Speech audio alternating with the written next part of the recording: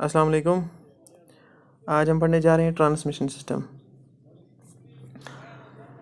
Transmission system is one of the most important system in an automobile.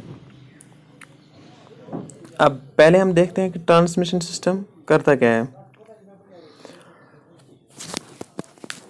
Engine में जब combustion होता है तो वहाँ पे हमें एक आउटपुट मिलता है।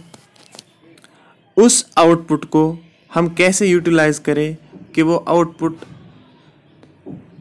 गाड़ी के व्हील्स तक पहुंच जाए, यानी कि जो वहाँ से हमें एक एनर्जी मिलती है, उस एनर्जी से हम गाड़ी को ड्राइव देते हैं।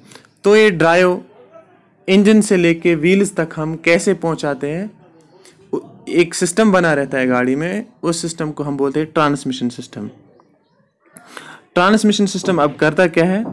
To supply the output of internal combustion engine to the drive wheels, यानी कि जो इंजन में जो हमें एक आउटपुट पावर मिलता है, उस पावर को हमें ड्राइव व्हील्स तक कैसे पहुंचाना है और कौन कौन से कंपोनेंट्स लगे रहते हैं ताकि वो पावर इंजन से ड्राइव व्हील्स तक पहुंच जाए। तो एक सिस्टम बना रहता है गाड़ी में, उस सिस्टम को हम बोलते हैं ट्रांसमिशन सिस्टम।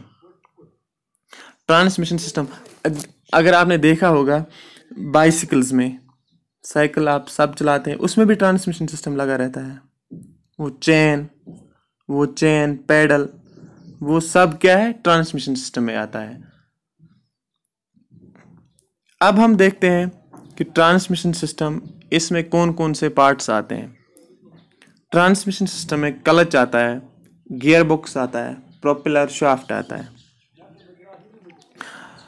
अब हम पहले क्लच के बारे में थोड़ा सा जान लेते हैं। क्लच क्या होता है? क्लच वैसे आप सब लोगों को पता ही होगा, क्लच सुना ही होगा। क्लच कहाँ पे होता है? आप लोगों को जनरली पता होगा कि क्लच लेफ्ट पैडल होता है, जो आपके लेफ्ट फुट के नीचे आता है गाड़ी में, तो क्लच पैडल है। अब एक्चुअल में क्लच करती क्या है? क्लच का मेन एक जॉब रहता है कि क्लच क्या करती है, गाड़ी का जो इंजन है, कंबस्शन इंजन जहाँ पे कंबस्शन होता है, उसके साथ अटैच रहता है गियर बॉक्स भी ट्रांसमिशन सिस्टम में आता है। तो क्लच क्या करती है? क्लच इंजन के पावर को गियर बॉक्स तक पहुंचाती है। अब हम गियर शिफ्ट करते हैं तो कैसे करते हैं? उसमें एक काम हम करते हैं, पहले क्लच दबाते हैं। क्लच क्यों दबाते हैं हम? ताकि विदाउट जर्क, विदाउट शॉक हम गियर चेंज कर सकते हैं, first gear, second gear, third gear, यानी कि जैसे आपकी नीड हो गाड़ी में, तो उस हिसाब से हम गियर चेंज करते हैं। तो उस वक्त हम क्लच का इस्तेमाल करते हैं। अब क्लच क्या करती है? जो मेन पावर होता है वो गियर बॉक्स तक पहुंचाना। कैसे होता है? अगर हम क्लच प्रेस करते हैं, जैसे हम क्लच प्रेस करते हैं तो गियर बॉक्स का कनेक्शन जो होता है इंजन के साथ, वो डिसएंगेज होता है, यानी कि कट जाता है। जब हम क्लच को एंगेज करते हैं तो गियर बॉक्स का जो कनेक्शन होता है इंजन के साथ डिस्कनेक्ट होता है। तो उसी टाइम में हम गियर देते हैं ताकि हमारा गियर जो है, गियर शिफ्टिंग हो, वो स्मूथली होती है। तो क्लच का मेन एक काम है कि एंगेज या डिसएंगेज किसको करती है? इंजन को गियर बॉक्स के साथ करती है क्लच। ये इसका मेन काम है, तो एंगेज और डिसएंगेज द गियर बॉक्स या transmission system with the engine.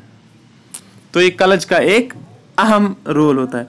अब हम देखिए हम गाड़ी को स्टार्ट करते हैं तो उसमें एक ज़रूरी बात यह है कि गाड़ी हमेशा कैसे स्टार्ट करनी होती है?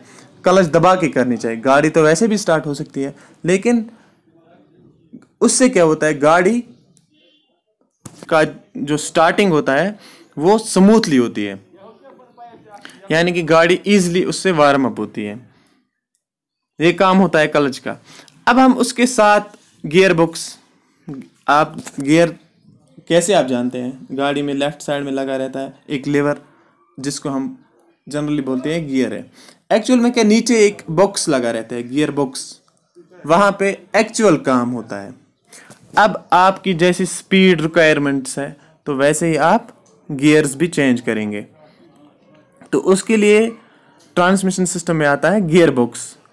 अगर आपको ज़्यादा टॉर्क चाहिए तो आप फर्स्ट गियर लगाते हैं सेकंड गियर, ज़्यादा टॉर्क आपको फर्स्ट गियर में मिलेगा, सेकंड गियर में। ज़्यादा स्पीड चाहिए तो वैसे ही आप अकॉर्डिंगली गियर को शिफ्ट करोगे, थर्ड, फोर्थ, फिफ्थ, ऐसे ही। तो गियर बॉक्स का ये काम रहता है कि आपको अलग अलग तरह की स्पीड्स प्रोवाइड करता है गियर बॉक्स, जैसी आपकी रिक्वायरमेंट्स हैं तो वैसे गियर बॉक्स वहाँ पे काम करता है अकॉर्डिंग टू द नीड। ये काम किसका होता है? गियर बॉक्स का। अब इसमें एक बात आ गई, टॉर्क। टॉर्क मैंने आपको पढ़ाया भी है, टर्निंग इफेक्ट ऑफ फोर्स, यानी कि जो आपको टर्निंग में एक फोर्स डेवलप होता है उस फोर्स को हम बोलते हैं टॉर्क। वो किस में ज़्यादा पाया जाता है? फर्स्ट गियर में। जैसे गाड़ी में गियर्स होते हैं तो सबसे ज़्यादा टॉर्क आपको फर्स्ट गियर में मिलेगा। अब इसके साथ और एक पार्ट आता है प्रोपेलर शाफ्ट। ये भी मैंने पढ़ाया है आपको, प्रोपेलर शाफ्ट। प्रोपेलर शाफ्ट क्या करता है? प्रोपेलर शाफ्ट आपने देखा होगा, गाड़ी के नीचे एक शाफ्ट लगा रहता है जो कंटिन्यूसली रोटेट करता है। मैंने आपको बोला भी था क्लास में, एक शाफ्ट लगा रहता है, उसमें एक जॉइंट लगा रहता है, यूनिवर्सल जॉइंट। वो शाफ्ट एक एंड से डिफरेंशियल में कनेक्टेड होता है और दूसरे एंड से कहाँ? इंजन में सीधे गियर बॉक्स की तरफ होता है। वो शाफ्ट इंजन से पावर लेके सीधे आपके डिफरेंशियल तक पहुंचा देता है। आपने देखा होगा नीचे, गाड़ी के नीचे, बिल्कुल नीचे एक लंबी सी रॉड होती है जिसको हम प्रोपेलर शाफ्ट बोलते हैं। थोड़ा सा मोटा होता है, वो कंटिन्यूसली रोटेट करता है। तो एक्चुअल में क्या, वो ट्रांसमिट करता है power from the engine to the differential, और डिफरेंशियल फिर आपके व्हील्स तक पावर को पहुंचा देता है। अब इसके बाद आता है डिफरेंशियल। तो डिफरेंशियल हम इंशाल्लाह अगले क्लास में पढ़ेंगे। अल्लाह हाफ़िज़।